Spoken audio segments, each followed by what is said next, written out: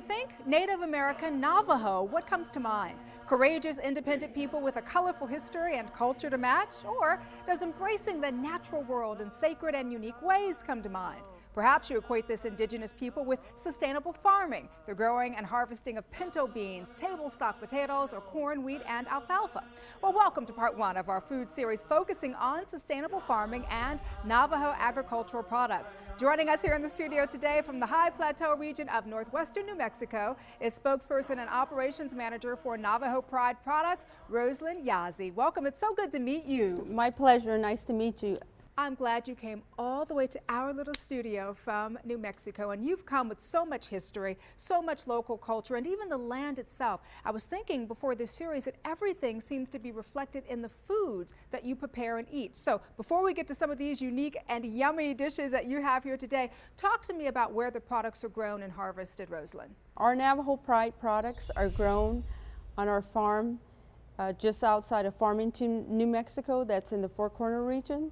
On a farm, under production right now is 72,000 acres of 110,630 acres. That is a lot of acres. That's a lot of farmland. A lot of farmland, yes. And with using modern technology as far as our farm equipment, a lot of JD Link, a lot of GPS machine. It's all 100% Navajo owned and operated. And then also our irrigation is also high-tech, modern technology that we're using these days. You know, and I know you're especially proud, right, of the flour mill at the farm. It's brand new. Tell us about it. That's correct. The flour mill is newly built, and what we will be milling is the true Navajo flour, and that's the Navajo Pride flour product that will be. And it's been in the vision of our Navajo leaders, the senior management at NAPI, and also the board of directors. They've been foreseeing this 1980.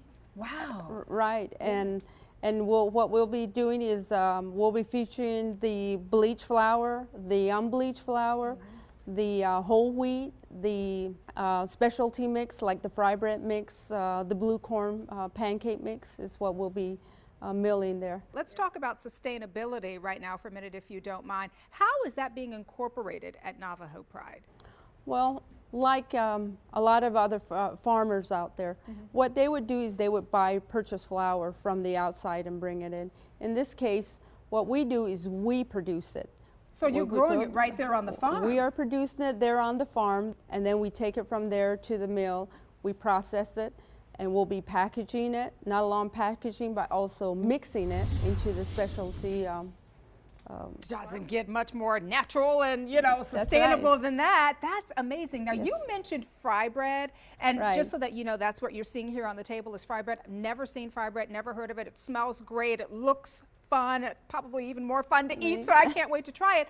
But interestingly enough, this is a traditional Navajo dish. Yes, it is, and it's been passed down from generation to generation. And if you go to your grandparents' house, you go to a gathering, the fry bread is always present at these meals. So that's just kind of a traditional part of it. But this has been done in so many unique ways. Roselyn, would you mind walking me through these yummy ways that you prepare this fry bread? This plate here, we have the fry bread with the cinnamon, a little bit of sugar with it. That looks so good. And then here you have your fruits mix with the powdered sugar with it.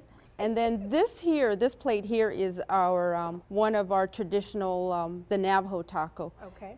Your Navajo taco is your fry bread with your beans, which we produce also, the triple clean pinto beans, and it has a little bit of your tomato, your green pepper, and a little bit of ground beef, and then top it with cheese and your sour cream, and that's one of our native dish. I just want to pick.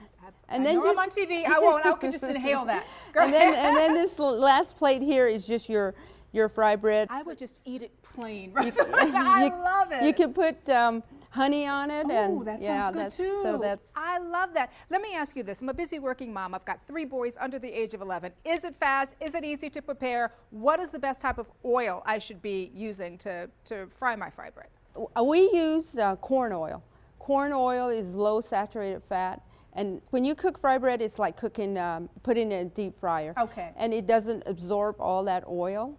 So, and it's a little more healthier than your vegetable. And then to make it more healthy, you can also add your whole wheat to it to make whole wheat fry bread. Or I love that. So where can I find it? We are in the process, of getting it out there to the big grocery chains. For example, right now, some of the stores that we have in Southern California, into New Mexico, into Texas, is Pros Ranch. All right, well, I have to tell you, just such great information. How do I say thank you in Navajo? Ahiahe. Ahiahe. Well, thank you so much for coming by. I'm going to taste, this is the one that's got the cinnamon on it, right? That's correct. I'm going to take a bite of that, and I'm going to tell you thank you so much again. This is the first of 4-part series, so you're going to be back with us again. It was a pleasure meeting you. Good to meet you. I know my you pleasure. eat this a lot. This is my first time, so I'm excited about this. All right, so Roselyn, we'll be back for more tabletop taste treats in the very near future, including blue corn pancakes. Yummy. That sounds good. In the meantime, if you'd like to learn more about today's topic, visit NavajoPride.com. That is NavajoPride.com. I'm going to eat now.